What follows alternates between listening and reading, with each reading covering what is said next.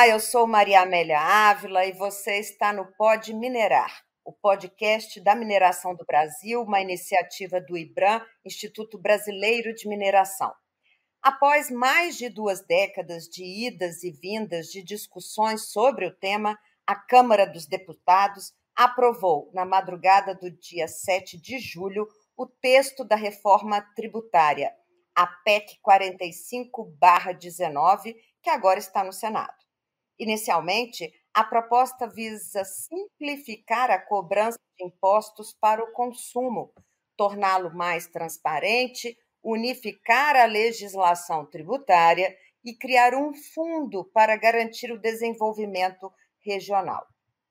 A reforma propõe a criação do Imposto de Valor Agregado, conhecido como IVA, que simplifica a cobrança, evitando que ela seja acumulativa ao longo da cadeia de produção.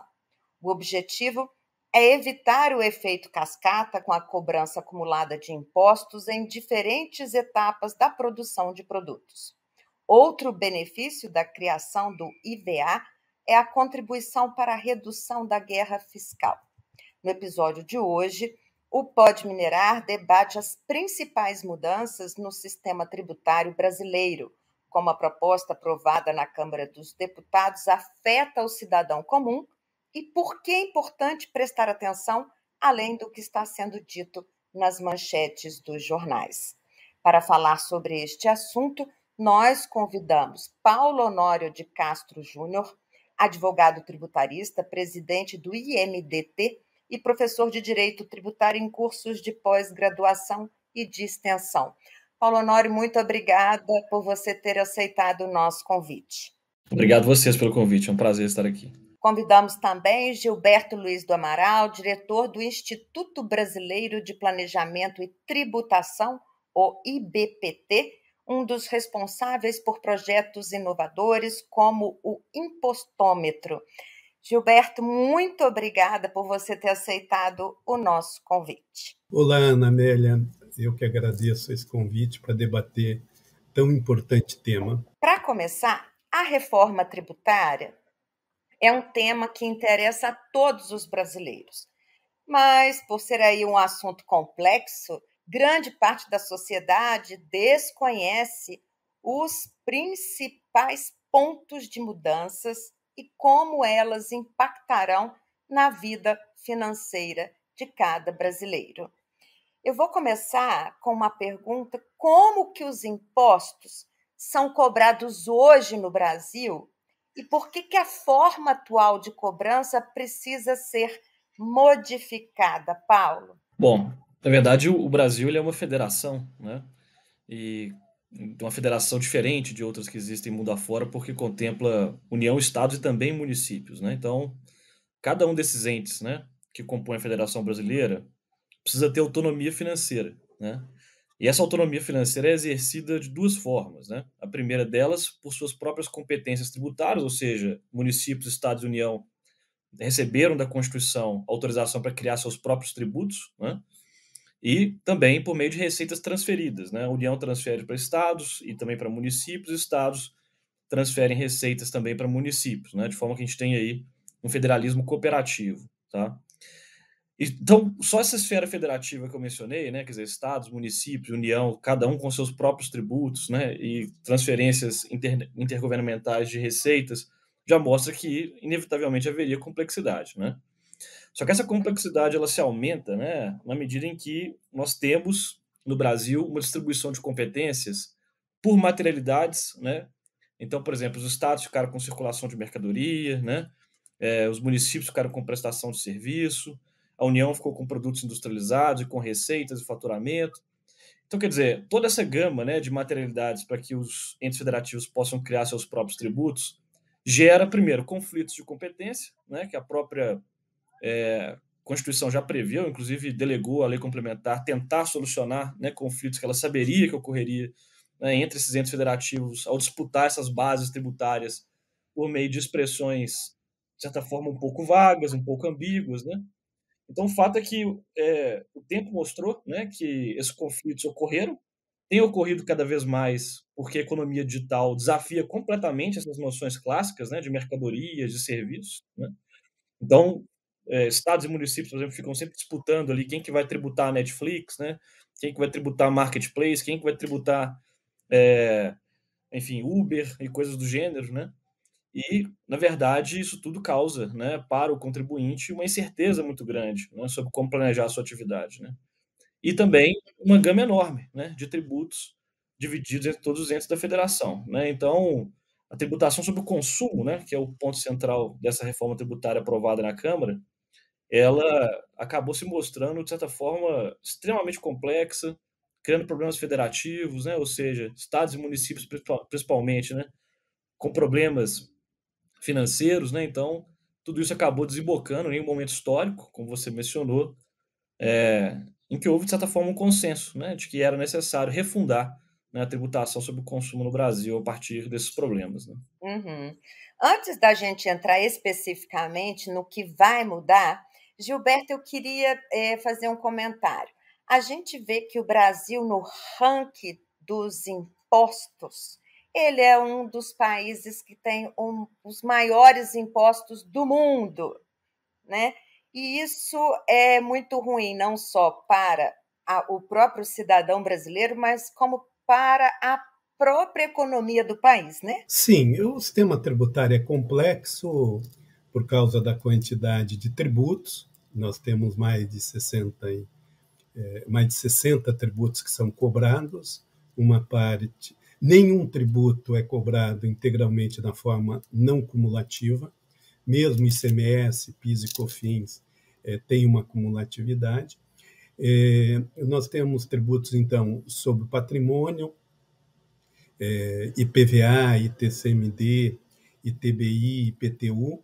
Temos tributos sobre a renda, imposto de renda, e aí a contribuição previdenciária ela tem uma incidência sobre também a renda. E temos os tributos sobre o consumo, que são aí uma infinidade. Daí, para reger todos esses tributos, nós temos uma quantidade enorme de legislações. Nós temos aí, se a gente for pegar em termos de Brasil, mais de 50 normas tributárias editadas por dias úteis. Então, é uma quantidade enorme para que o cidadão, o contribuinte, até o próprio Estado consiga controlar. E também temos as obrigações acessórias, que também são no número de próximo de 100 obrigações acessórias, que geram esse custo para calcular tributo, para entregar obrigação acessória, tanto de sistemas, pessoas. Bom, esse sistema tributário complexo, ele acaba chegando ao cidadão, ao trabalhador, ao empresário, ao consumidor, porque a carga tributária ela vai se reiterando nas várias fases da cadeia e vai gerando esse custo enorme de fazer com que o Brasil tenha uma das mais altas cargas tributárias sobre o PIB, que o brasileiro trabalhe 5 meses do ano para pagar tributos, que nós tenhamos, num ranking de 30 países, a relação, o que nós pagamos e o que nós recebemos em serviços públicos é a pior relação desses 30 países.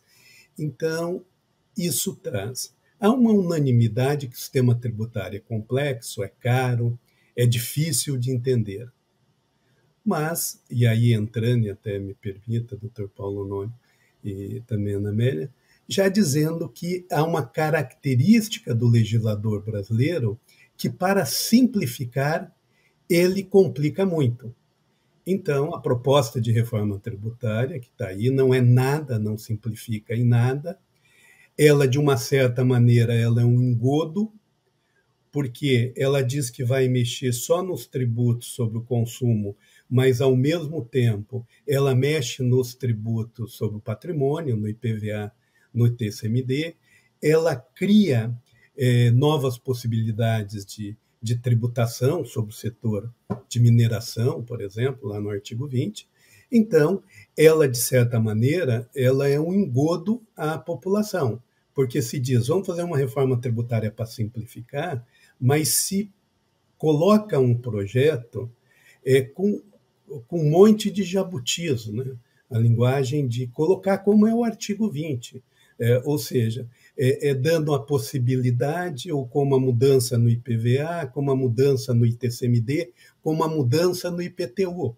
São coisas assim que, com um discurso de simplificação, é um discurso de ampliação da carga tributária brasileira. Para o nosso ouvinte poder entender melhor, quais são as principais propostas discutidas no Congresso que podem aí transformar, né, como que a gente paga os impostos atualmente, Paulo? Bom, basicamente hoje, em termos de propostas minimamente avançadas, né, a gente tem essa, que é a PEC 45, aprovada no dia 7 de julho na Câmara, né, e agora foi enviada ao Senado, para que o Senado faça suas considerações, né, e depois provavelmente vai retornar à Câmara, onde provavelmente será promulgada, tá?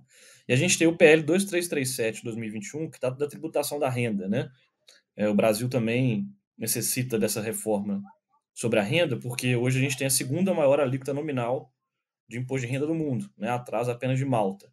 Então, hoje o Brasil tem uma alíquota de 34%, é muito alta para padrões internacionais, né? E também não tributamos dividendos, que também acaba sendo, né, algo diferente, né, do que se pratica na maior parte do mundo ocidental, pelo menos, né? Então, a ideia desse PL 2337, em resumo, é reduzir, né, a alíquota nominal do imposto de renda de 34% para 26% e tributar dividendos a 15%, né? Que vai gerar, né, uma série de repercussões aí, a depender do regime do imposto de renda que a empresa está, né? Se ela está no lucro real, por exemplo, ela tende a ter um certo benefício, está no lucro presumido, vai ser pior, né? E essa proposta da PEC 45, né, como já foi falado pelo Dr. Gilberto, né, ela tem como foco principal os tributos sobre o consumo, ou seja, ela aglutina na competência federal, né, da União, PIS, COFINS e IPI, uma contribuição sobre bens e serviços, e no âmbito dos estados e municípios, aglutina ISS e ICMS em um imposto sobre bens e serviços. Só que, sob o pretexto de simplificação, realmente acabou se criando ali novos tributos, né, um imposto seletivo, né, que não existe na Constituição atual e que vai passar a ser cobrado pela União com a pretensa finalidade de desestimular certos comportamentos, né, ou seja, de O desestimular, né, o imposto consumo. sobre o pecado, né? É, o que se chama aí na experiência internacional de excise tax, né, ou seja, aquele tipo de tributo que tem a finalidade de estimular o consumo de substâncias, né, de produtos em geral nocivos à saúde, como açúcar, por exemplo, né, e também ao meio ambiente. E é esse ponto que me preocupa, né, nesse imposto especificamente, porque, obviamente, há um aspecto científico, né, do assunto, mas também há um aspecto ideológico, né, muito intenso, e a própria modificação que se pretende fazer por essa PEC 45 autoriza, né, que esse imposto seletivo incida sobre bens que eu diria que são bens de base, né, insumos essenciais da nossa economia, como energia elétrica, mineração, petróleo, gás e derivados de petróleo, né, ou seja, combustíveis, né. Então, se houver a cobrança desse imposto, que vai ser cumulativo e pode ser cobrado, inclusive, nos termos da Constituição, não há restrição a isso de forma plurifásica, ou seja, eu posso cobrar em mais de um momento ao longo da cadeia de produção, o que seria terrível, né? Ter um tributo cumulativo plurifásico aqui, no caso do imposto seletivo, eu gerarei certamente inflação, né? E vou onerar, né, a indústria brasileira, enfim, e isso tudo repercute em preços, né? Que desaguam ou na baixa competitividade do nosso produto no mercado internacional ou no aumento, né, do custo de vida das famílias, né? Então, inevitavelmente, isso vai acontecer se esse imposto seletivo for mal utilizado, né? E, além disso, teve esse jabuti, né, como já mencionado, que é essa contribuição sobre produtos primários e semi-elaborados que vai afetar principalmente mineração e agronegócio, né? Foi uma iniciativa do governador Caiado para tentar salvar, né, um tributo que ele criou no final de 2022, que já está sendo discutido no Supremo Tribunal Federal. Então, ele tentou, de certa forma, ali aproveitar, né, e vender o apoio dele nessa proposta de emenda à Constituição, desde que o seu fundo, né, o Fundo Infra, ficasse resguardado pelo menos até 2043. Né? Então, essa foi a proposta lá. Quer dizer, é muito importante que o Senado retire, né, esse dispositivo, né, que não tem nada a ver com a ideia da reforma, né, quando for analisar esse texto que veio da Câmara. Mas, basicamente, em resumo, são essas propostas. Tá? Tem uma discussão também sobre reforma da tributação sobre a folha de pagamentos, mas essa é uma discussão que ainda precisa ser muito mais amadurecida, né, e não há textos ainda em discussão. Pois não. O que, assim, a preocupação, lá no dia 7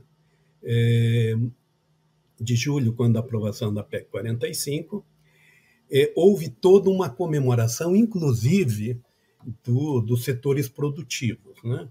Entendendo que, com as inclusões das alíquotas diferenciadas, com a imunidade da cesta básica e tal, isso viria, de uma certa maneira, para o bem do país.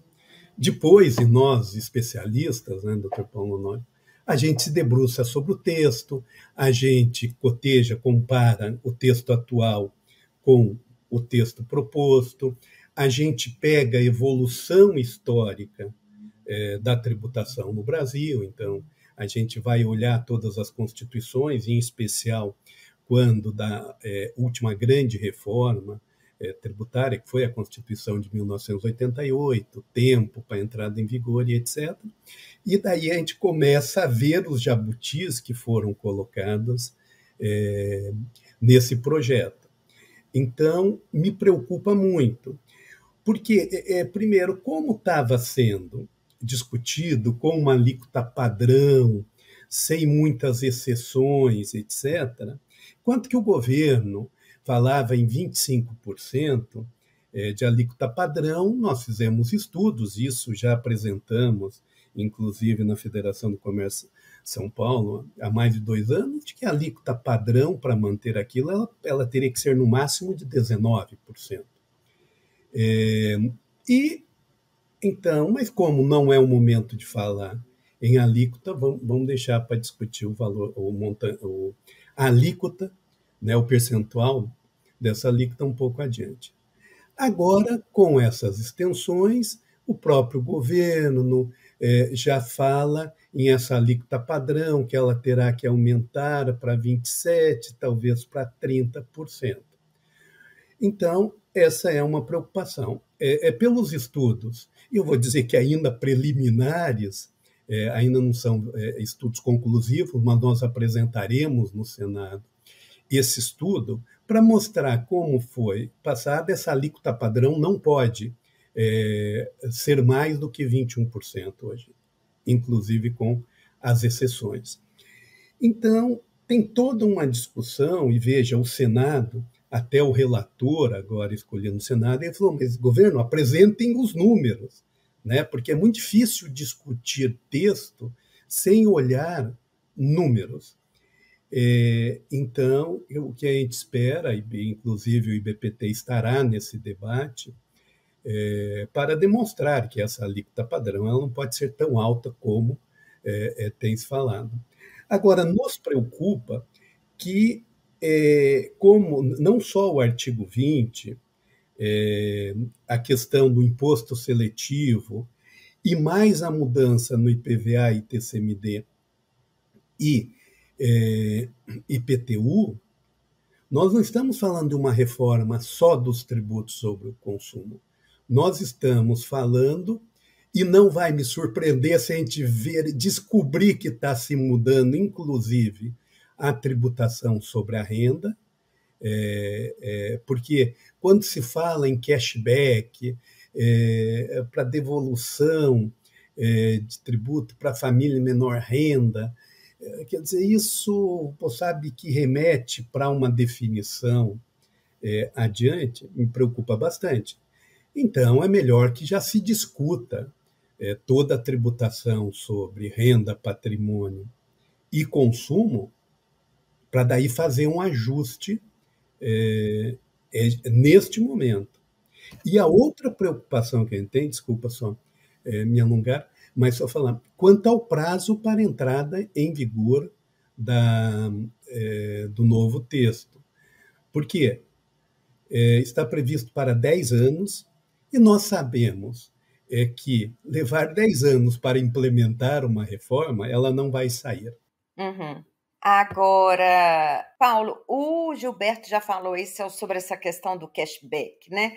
O texto da PEC 45 prevê ainda setores com uma tarifa de impostos mais reduzida, como saúde, transporte público, né? Imposto zero, como você já falou aí, para a cesta básica de alimentos, que ainda serão definidos, e o próprio cashback, que o Gilberto acabou de mencionar, que prevê a possibilidade de devolução para pessoas físicas de parte do imposto pago. Ou seja, para ficar mais claro, a gente está falando de cesta básica, de transporte por aplicativo, de saúde, né? A reforma, ela afeta diretamente É tudo aquilo só, que a só gente... uma complementação aqui. Aham, Ela, inclusive, ela atinge serviços hoje não alcançados, como, por exemplo, locações. Então, está trazendo o IVA para locações, o que uhum, aumenta em muito a base tributável. uhum. Então, esse crescimento ele também é importante.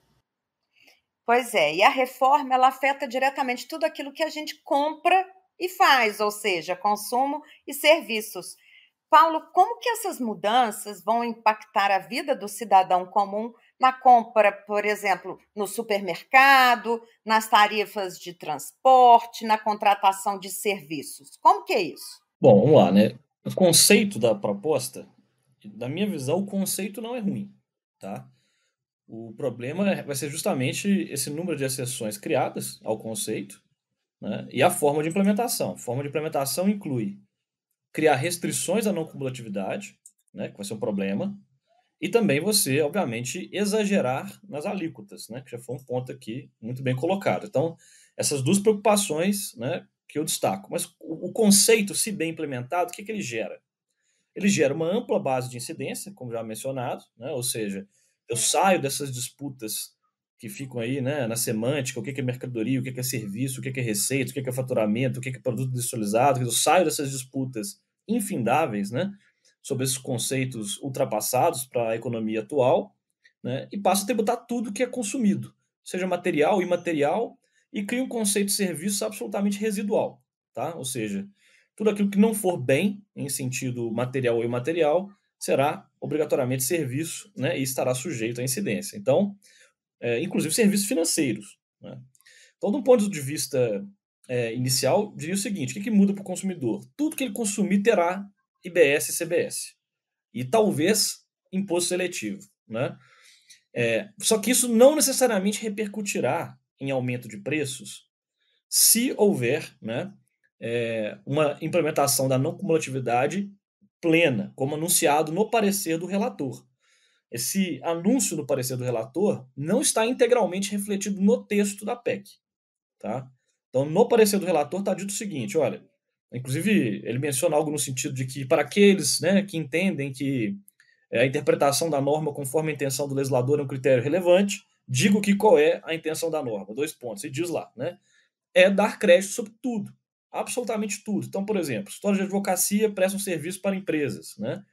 Essas empresas hoje não tomam créditos sobre o valor pago aos escritórios de advocacia, não tomam crédito sobre os valores pagos a escritórios de contabilidade, né? Porque o sistema não cumulativo atual, como já mencionado, é muito restrito, tá? No sistema novo, teoricamente, esse tipo de gasto vai dar crédito. Se vai dar crédito, não importa a alíquota do ponto de vista concreto, né? Quando você está no meio da cadeia, porque quem comprar vai se ressarcir integralmente daquilo que incidiu na etapa anterior, né? Agora, caso comecem a se criar exceções, né? Inclusive em razão de uma locução que apareceu lá no texto da PEC, né? Quanto à não cumulatividade, que é uso e consumo pessoal. Teoricamente, isso é uso do sócio, né? Se ele comprar, por exemplo, algo em nome da empresa, mas que é para uso dele, né? Um carro, um vinho, qualquer coisa do gênero, né? Agora, se os estados e os municípios que vão integrar esse conselho federativo que vai interpretar essas normas adotarem o conceito atual de uso e consumo, por exemplo, nós vamos ter cumulatividade, tá? E essa cumulatividade vai se refletir em aumento de preços e, por consequência, em inflação, porque os tributos não serão recuperados. Então, lá na frente, quando o consumidor for comprar seu carro, for comprar, né, um saco de arroz, um saco de feijão, for fazer suas compras ordinárias, caso não haja não cumulativo, caso haja, né, algum tipo de cumulatividade, esse consumidor sentirá na pele, no bolso, né, essa cumulatividade como uma decorrência do aumento exagerado de alíquotas sem ressarcimento de créditos correspondentes, né? Uhum. Já aquele de Quer mais dizer baixa que renda... o consumidor vai pagar mais tá? no supermercado? Então, teoricamente, pelo conceito, não. Né? Pelo conceito, não. Agora, se for mal implementada, sim. Então, vejam só. Nesse momento, nós estamos definindo estrutura, tá, do sistema tributário. Por isso, nós estamos mexendo na Constituição. Daqui a pouco, nós vamos discutir a lei complementar, né, que vai instituir efetivamente os tributos e depois as resoluções do Senado, que vão definir alíquotas de referência, etc. Em todos esses momentos posteriores, quando efetivamente ocorrer a implementação dos novos tributos, né, vai ser muito importante esse aspecto da calibragem de alíquotas, né, da garantia total da não cumulatividade, porque se isso não acontecer, haverá aumento de preços, sem dúvida alguma, né? E o exportador, naturalmente, também, né, vai perder competitividade no mercado internacional, sobretudo relevante para commodities, enfim, né? Porque se não houver possibilidade de recuperação integral de custos, né, de insumos adquiridos para exportar, e se esses créditos não forem integralmente devolvidos rapidamente, né, para os exportadores, esses produtos terão, né, um déficit de competitividade. Tá? Agora, para o consumidor de baixa renda, e sabe-se lá o que é isso? Né? Porque a PEC determina que a lei complementar definirá, né, sistemas de devolução do tributo pago para o consumidor pelo critério da renda. Em redações anteriores, queria-se ali atribuir também outros critérios, como raça, gênero, etc., mas restringiu-se no texto aprovado o critério da renda. Né? Isso, obviamente, é algo ainda a ser definido, né? Mas espera-se, por exemplo, famílias que se sujeitam hoje ao Bolsa Família, né? Ou que estiveram ali, né, beneficiadas pelo auxílio emergencial na pandemia, possam chegar numa repartição fazendária qualquer, né, no seu município, pegar a nota fiscal que diz qual foi o imposto sobre o consumo que incidiu, por exemplo, no saco de arroz, no saco de feijão, na carne, etc. Vai lá, mostra essa nota fiscal e recebe em dinheiro, né, em devolução o imposto que foi cobrado ali. Né? Agora, como é que isso vai ser operacionalizado? Ele também não é o momento dessa discussão, então nada disso está presente no texto da PEC 45.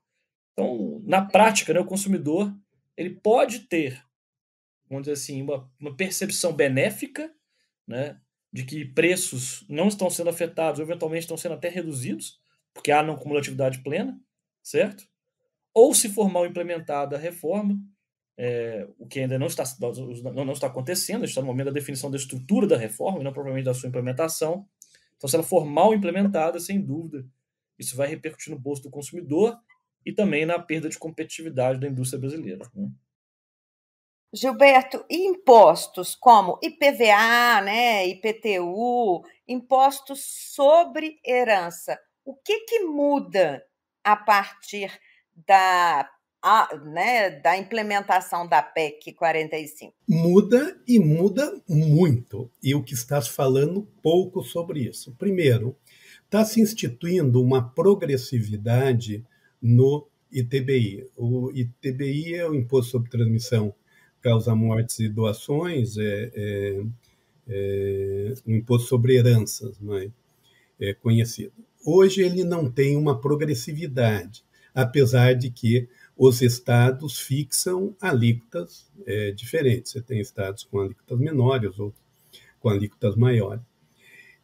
Vai se instituir uma progressividade em relação ao valor do montante transmitido. Tá? Uma progressividade que ela pode ser boa, ela pode ser muito ruim, porque dependendo das alíquotas, pode-se querer taxar os supostos ricos, e veja, esse conceito do quem é classe baixa, quem é classe média, quem é classe alta no Brasil, porque se você pega, você tem estudos que diz que quem ganha mais do que 3 salários mínimos é classe média. Outros estudos dizem de que quem ganha mais do que 10 mil reais por mês é rico, é classe alta. E isso está refletido, inclusive, no imposto de renda. Né? O imposto de renda ele já estabelece um padrão de riqueza muito pequeno, porque ele taxa com a alíquota maior rendimentos, pequenos rendimentos. Então, não dá para dizer quem está na alíquota de 27,5% que seja rico. Tá? Mas, então, vai depender isso. Agora, preocupa não porque há uma mudança no ITBI. Preocupa porque o objetivo dessa reforma era só os tributos sobre o consumo. Então, está fazendo uma reforma grande no ITBI. Está fazendo uma reforma enorme no IPTU, que pouca gente está falando. Porque hoje, o IPTU, as alíquotas do IPTU, elas são definidas por lei municipal. E está se mudando para que, anualmente, possa se fazer isso por decreto. Ou seja, o prefeito vai poder dizer que o imóvel tem um valor venal para fim de incidência sem passar pela Câmara de Vereadores. Então, isso é uma preocupação enorme, porque vai se dar um poder, que é um poder, cabe ao legislativo estabelecer esse valor venal, através da planta genérica de valores. E no caso do IPVA, está se estendendo a incidência também para aeronaves, para embarcações, para outros veículos, que entendo que podem ser pertinentes, mas podem ser muito impertinentes, porque também dá esse conceito que o IPVA poderá ser graduado de acordo com o potencial de agressão ao meio ambiente ou pelo consumo. Eu vou lembrar tanto na saúde, que é o mais comum, e eu me preocupo que o Dr. Paulo Honório falou sobre o imposto seletivo, que hoje se fala muito sobre o açúcar. Eu vou dizer que o café já foi altamente condenado pela ciência, e que hoje mostram-se que são 2 alimentos que fazem bem. Então, tudo que é excesso, lógico, se eu comer ovo, eu gosto muito de ovo e tenho na minha dieta, mas se eu comer muito ovo, lógico que isso vai fazer mal. Se eu tomar muito café, lógico que vai fazer mal.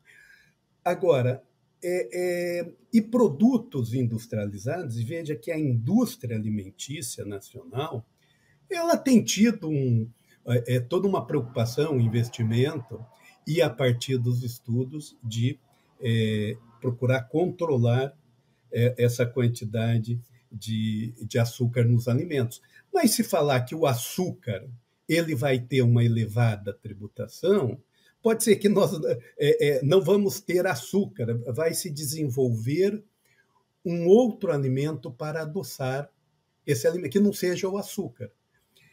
Que nem acontece, no Brasil não tem perfume, né?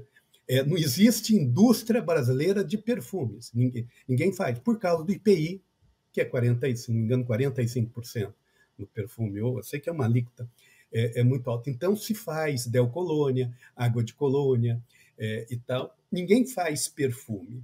Então, esse conceito de instituir o imposto sobre o pecado, e veja que esse imposto sobre o pecado ele já existe hoje, que é o próprio IPI, né?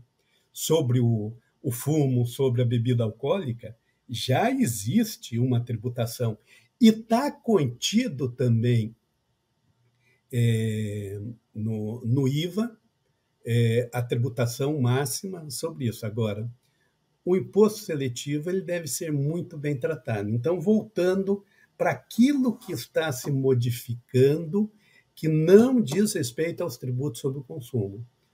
IPTU, IPVA, ITBI, e eu estou achando isso, eu digo, que é mais feeling do que já um negócio, eu estou cotejando, estou comparando esse negócio. Eu acho que está se mexendo num pouco da estrutura via cashback na estrutura da tributação sobre a renda. Tá? Então, eu acho que é muito ampla. E aí, para a sociedade fala assim, nossa, mas estão prometendo para nós que nós teremos uma carga tributária menor e tal. O que eu tenho dito que, do jeito que passou na Câmara, estão nos prometendo o céu, mas estão dizendo, primeiro vão para o inferno, tá? Porque a complexidade é grande, o tempo de implementação é grande. Eu acho que, se passar esse ano no Senado, com esse texto, com alguns ajustes, antes de entrar em vigor a reforma, o novo IVA, ele vai ser modificado, porque, veja, nós em 2026 nós teremos eleições para presidente e para o Congresso, para deputados e senadores. Tá? 2030 nós teremos uma outra eleição. Veja que nem se pensou que vai se introduzir um novo sistema, no caso disso, na metade de um mandato lá em 32. Então, lógico, quem for eleito, ele vai falar, pô, não tem. E aqui a gente tem que pegar muita experiência de 1988. A experiência da Constituição de 88, ela foi muito boa. Por quê? Nós tínhamos o ICMS, nós tínhamos o imposto, tínhamos o ICM, nós tínhamos o imposto sobre transporte, nós tínhamos o imposto sobre comunicações, e fundiu-se tudo isso no ICMS e se implementou rapidamente. Nós criamos aí outros tributos que foram implementados em 2 anos, no máximo. Então, eu vejo que nós temos que fazer, e não advogo que entre em 2 anos, eu acho que ela tem que entrar em vigor em 1º de janeiro de 2027, que todo esse mandato ele não pode ser atingido, né? Mas que o novo presidente, os novos deputados, os novos governadores, eles já assumam, e até a eleição do ano que vem, de prefeitos e vereadores, eles já assumam sabendo que a partir de 1º de janeiro de 2027 entra em vigor um novo regime. E, mas daí como é que vai compensar as isenções e tal? Já está se falando nos fundos para compensar isso. Então, e nós tivemos o mesmo problema quando entrou a Constituição de 88. Tá? Nós tivemos que trabalhar com isso, nós tivemos que trabalhar com leis complementares do ICMS, a desoneração das exportações. Tal. Então, nós já temos uma experiência para fazer isso. Então, nós não podemos levar a sociedade a ficar convivendo com 2 regimes altamente complexos ao mesmo tempo. Isso vai ser o que eu tenho dito. Estão nos prometendo o céu, mas estão dizendo, passem pelo inferno primeiro. Paulo, um dos pontos da reforma aí que você já comentou, que o Gilberto também já comentou, né, e que deixou economistas e empresas preocupados, é o artigo 20, que permite a criação de novos impostos por estados e pelo Distrito Federal para petróleo, minério, gás, energia, grãos, destinados à exportação. A contribuição, né, se passar a reforma dessa forma no Senado, ela entraria em vigor em 31 de dezembro de 2043. Como que essa mudança ela pode interferir na proposta inicial da reforma, a simplificação tributária? Como é que vê isso? Só um aspecto, a data de 2043 é o limite da eficácia da contribuição, né? Ou seja, ela pode ser criada no dia seguinte. Bom, o que é essa história desse artigo 20? Né? O Brasil vive uma crise do federalismo fiscal. Tá? Isso tem que estar claro, eu já mencionei isso, mas isso é muito importante para a gente entender essa reforma. Né? Ou seja, a maior parte dos estados e municípios estão com o pires na mão, né? Estão endividados com a União e vivem exclusivamente de receitas próprias e receitas transferidas. Estados e municípios, em tese, não podem contrair dívida, diferentemente da União, tá? Que contrai dívida para financiar, né, despesas, etc, etc. Né? Então, estados e municípios, no sistema tributário atual, né, viveram um processo em que a União, principalmente, né, passou a implementar certas medidas que passaram a concentrar receitas excessivamente nela, né, em detrimento das bases de estados e municípios. Tá? Então, isso é importante a gente ter em mente. E essa crise do federalismo fiscal, que afetou muito a vida dos estados e municípios, fez com que eles tivessem que usar criatividade, né, para criar o que a gente tem chamado aí de tributos exóticos, né?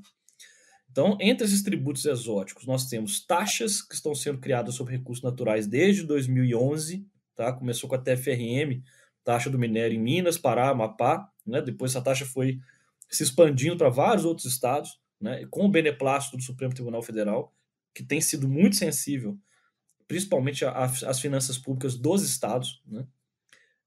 Então, vem pronunciando a validade de tributos que teoricamente seriam ilegítimos, mas, né, para que não haja ainda mais, né, um agravamento dessa crise federativa que eu mencionei.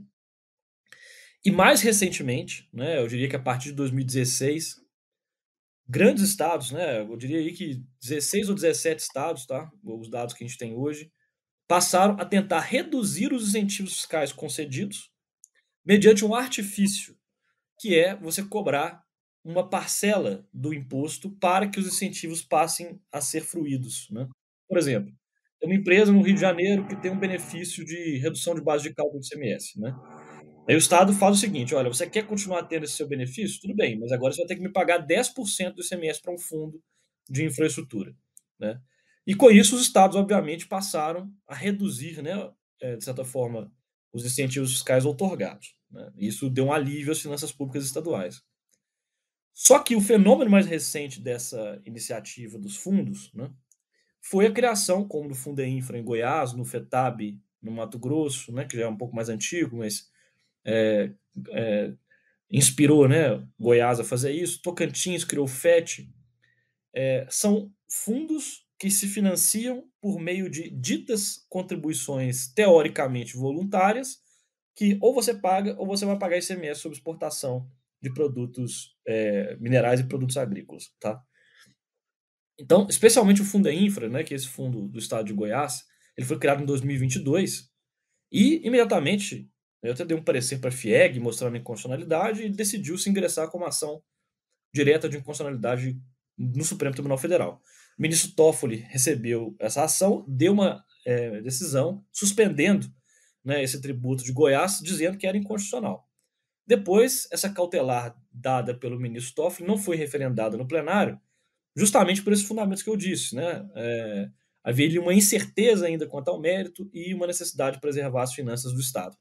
Então, nesse contexto, foi que esse artigo 20 foi editado.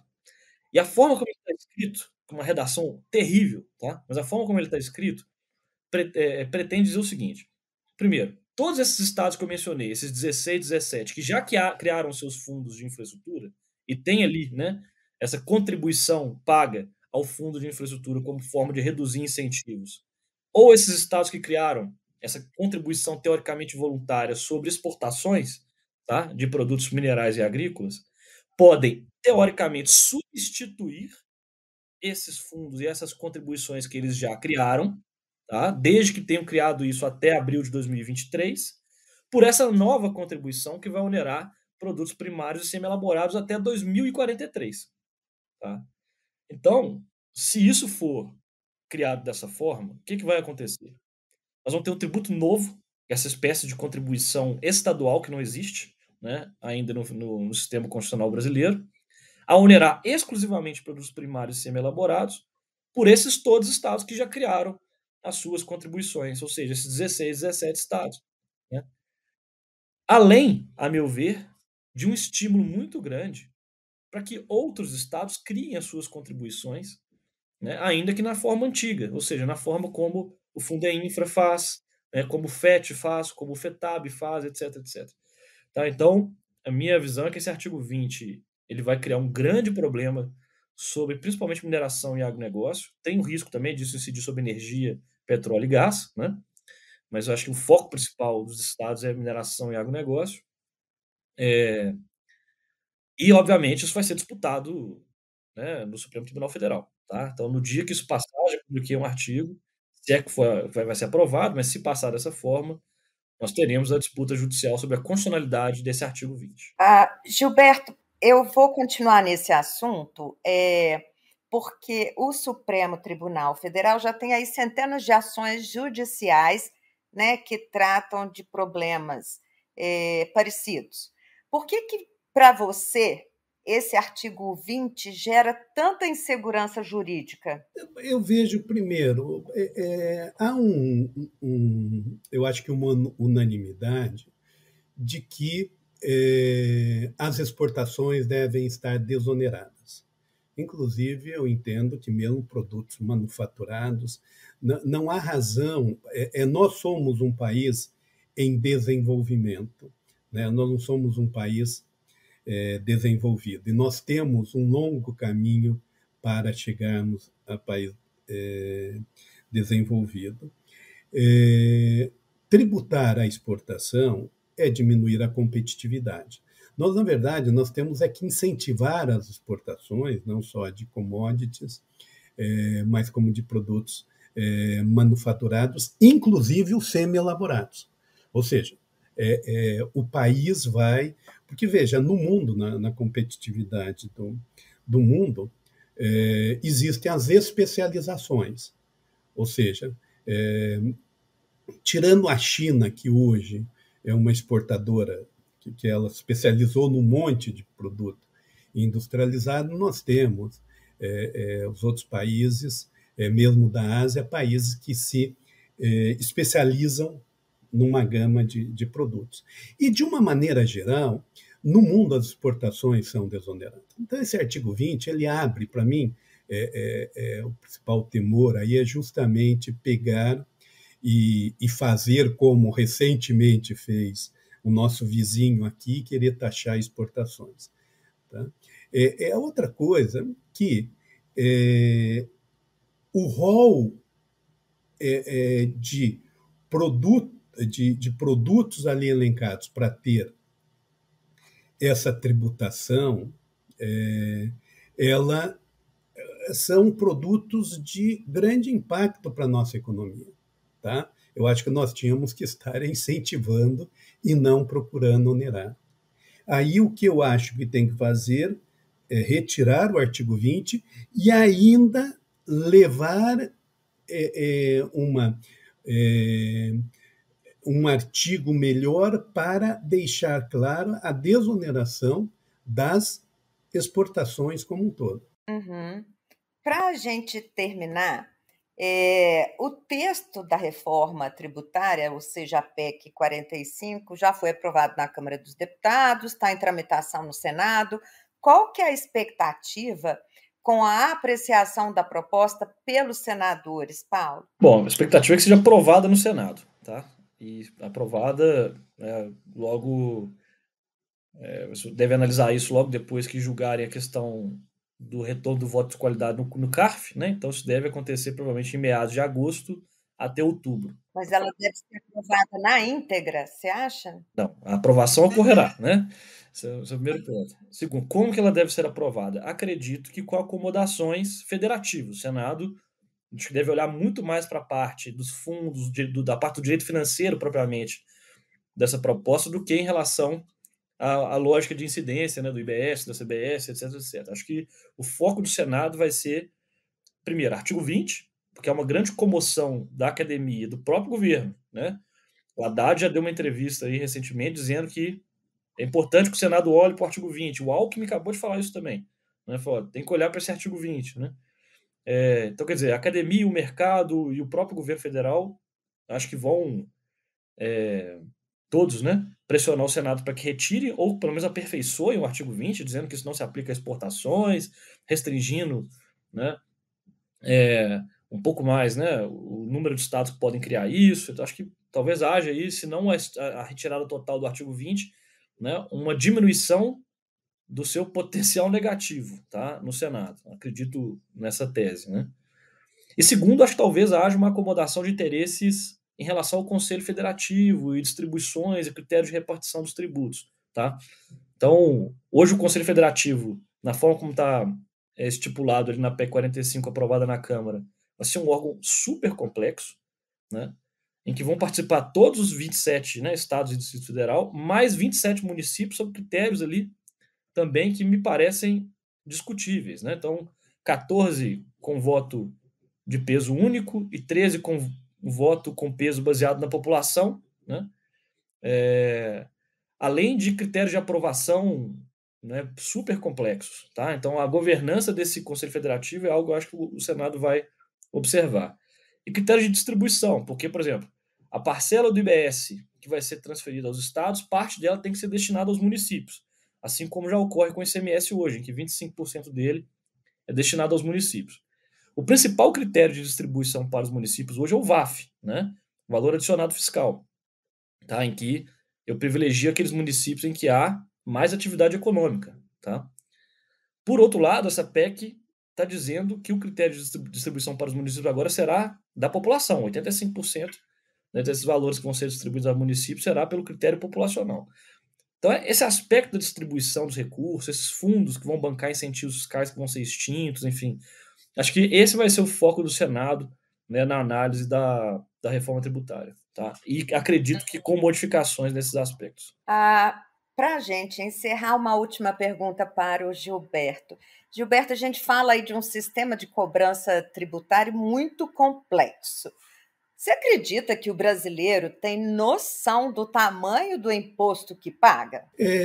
Eu acredito que tenha, nós temos pesquisa, o IBPT, além do impostômetro, o IBPT tem o sistema de olho no imposto, que está em todo o cupom fiscal, é só ver a carga tributária aproximada que o IBPT divulga, dias trabalhados. Hoje há um consenso, fomos até agraciados com uma premiação pelo nosso estudo, dias trabalhados para pagar tributos. Então, hoje, perguntar para o brasileiro, quantos meses você trabalha para pagar tributo? Ele já fala, eu trabalho 5 meses. Então, eu acho que ele tem ideia. Lógico que não, ele não é um empresário, ele não é um empreendedor, então a parcela que é empresário e empreendedor sabe mais dessa complexidade, os especialistas. Agora, essa reforma, gente, é só para eu sintetizar o que eu estava falando e as minhas preocupações. Essa reforma, ela está mexendo na tributação sobre a renda, sobre o patrimônio e sobre o consumo. Ela é um engodo no sentido de que ela está sendo vendida, que ela só está mexendo na tributação sobre o consumo, o que é, desculpe, uma mentira. Porque nós temos o artigo 18 que diz que em 180 dias o governo deverá encaminhar um projeto para a reforma do imposto de renda.